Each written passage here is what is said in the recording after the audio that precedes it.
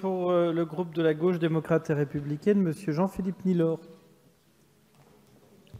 Monsieur le ministre, si aujourd'hui la vie est chère partout en France suite à des décennies de politique ultralibérale, elle l'est davantage encore en Outre-mer où des siècles de pacte colonial ont forgé une économie d'abus et de dépendance.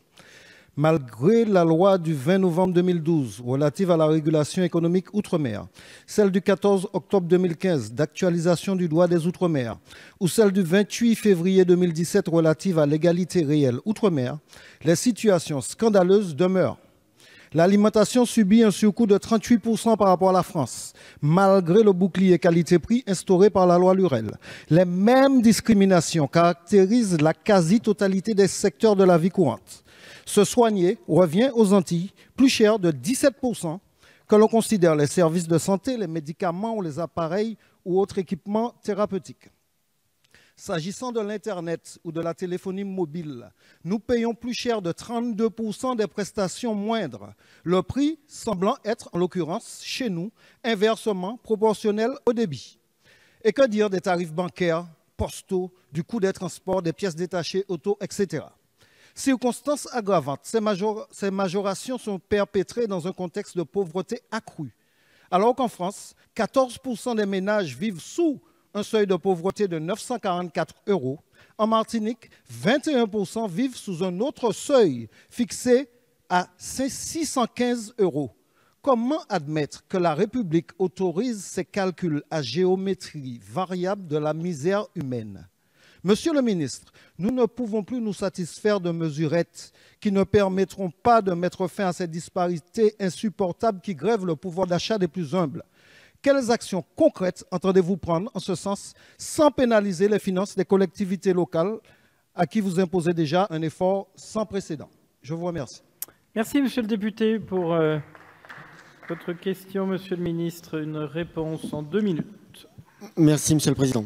Monsieur le député, une réponse en 3 points.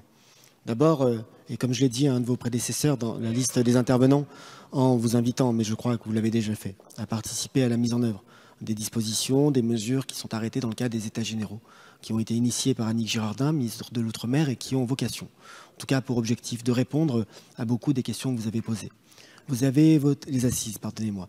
Vous avez évoqué la loi de 2012, la loi de 2014, la loi de 2015, avec à chaque fois des efforts, des engagements qui sont faits et qui sont pris pour permettre de résorber les inégalités qui existent, vous l'avez rappelé, entre les territoires d'outre-mer et le territoire métropolitain sur un certain nombre d'aspects, le niveau des revenus, comme les indicateurs qui sont retenus pour déterminer la situation individuelle de tel ou tel.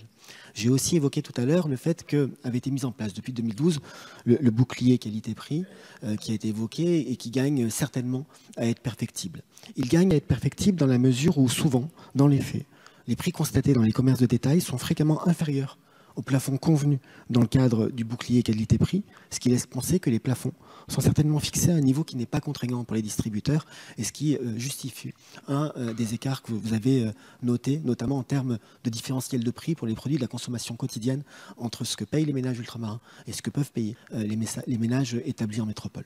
Je terminerai, monsieur le député, par simplement une parenthèse sur la situation des collectivités. Vous parlez d'efforts sans précédent. Il s'agit d'un effort, comme pour reprendre vos termes, qui consiste à limiter l'augmentation de dépenses à 1,2%.